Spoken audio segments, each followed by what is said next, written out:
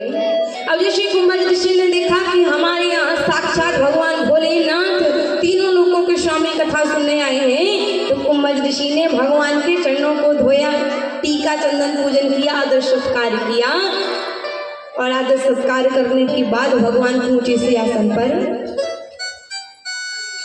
भगवान ने देखा, माता सती को इशारा करते कहा, देखो सती, हम यहाँ पर अपना टीका चंदन करवाने, स्वागत सम्मान करवाने थोड़ी आए हैं, हम तो यहाँ पर राम की कथा सुनने आए हैं। इसलिए काम करो, मैं नीचे बैठ जाता हूँ और तुम भी नीचे, क्योंकि भगवान की कथा सुनने के भी कुछ नियम होते हैं।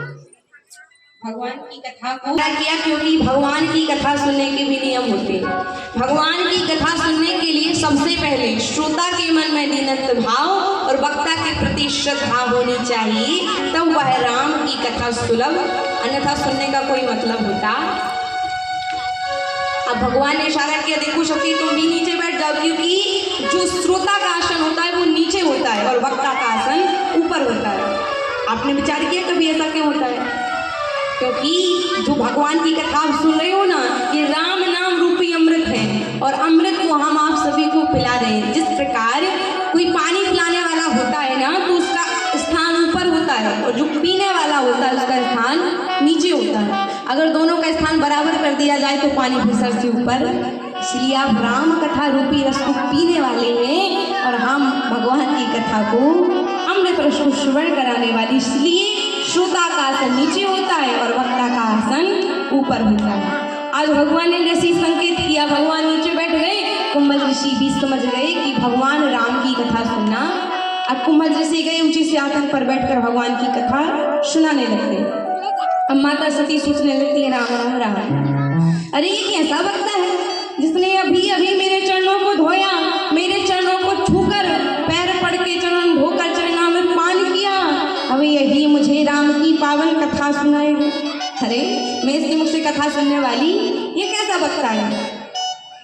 और माता सती, भगवान तो कथा सुनने लगे, लेकिन माता सती इधर उधर देखने लगी कि पंडाल कितना अच्छा है, साउंड सर्विस कितनी अच्छी है, भगवान की मूर्ति कितनी अच्छी है, व्यासपीठ कितनी अच्छी है, लेकिन एक भी बार और भगवान की कथा में दिमाग गया। श्रोता समाज कितनी अच्छी बैठी है महाराज, लेकिन भगवान की कथा में दिमाग। और भोलेनाथ तो भगवान की कथा में लीन हो जाते हैं। लिखा बाबा तुलसीदास जी ने, राम कथा मुनि बरज बताई,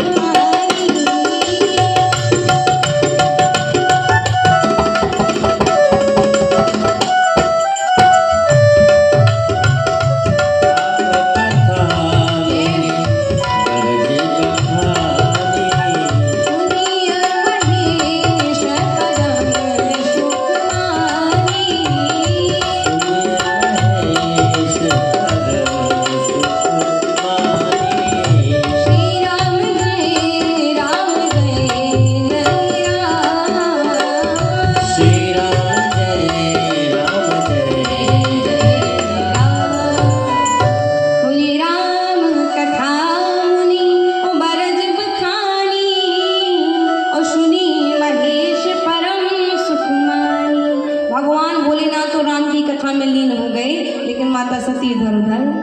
अब माता सती ने देखा कहीं भगवान समाधि में ही ना चले जाएं। अब माता सती ने भोलेनाथ से कहा, बाबा जी उठिए, कैलाश चलिए, अंधेरा हो रहा है। भगवान ने नहीं सुना।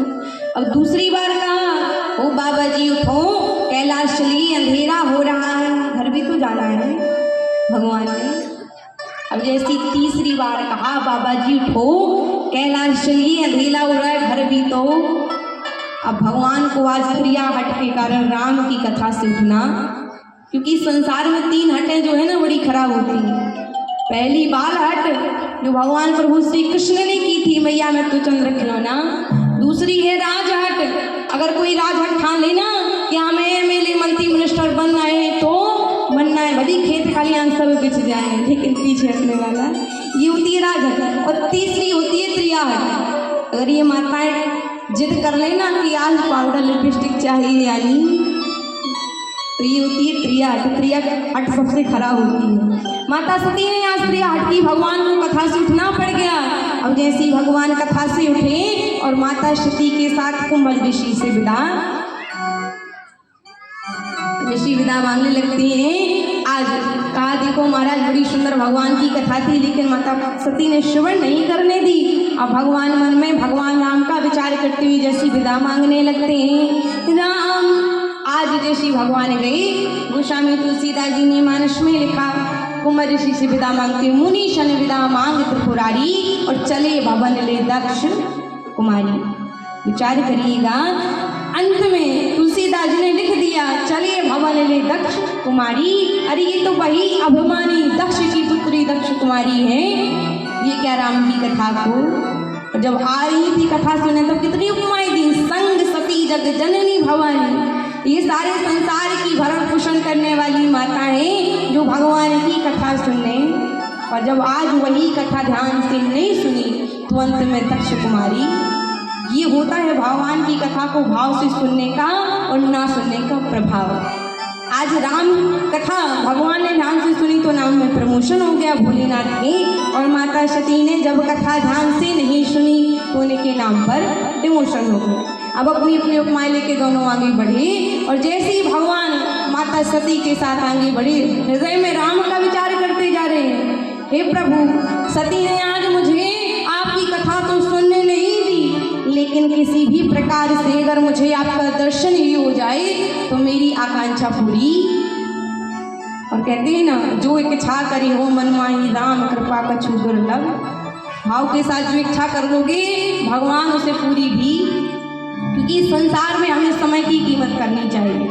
अगर आप संसार में समय की कीमत करोगे ना तो समय आपकी कीमत करेगा। अगर आप भी समय को लेकर सजग नहीं रहोगे तो फिर समय आपकी कीमत करने वाला है।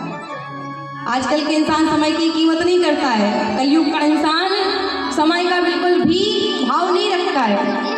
NH 75 हाईवे पे जाता है, कान में आईफोन एप्पल का लगा के कहता है हेलो, पीछे से ट्रक का चासन में लीला कर रहे हैं, फूल पत्रों से लताओं बेल पत्रों से पूछ रहे हैं कि क्या आपने हमारी मृगनयनी जानकी सीता को दिखा है।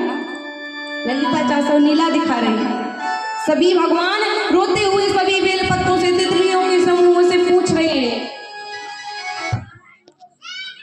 के समूहों से रोते विलाप करते हुए पूछ रहे हैं कि क्या आपने हमारी मृगनयनी जानकी सीता को देखा है।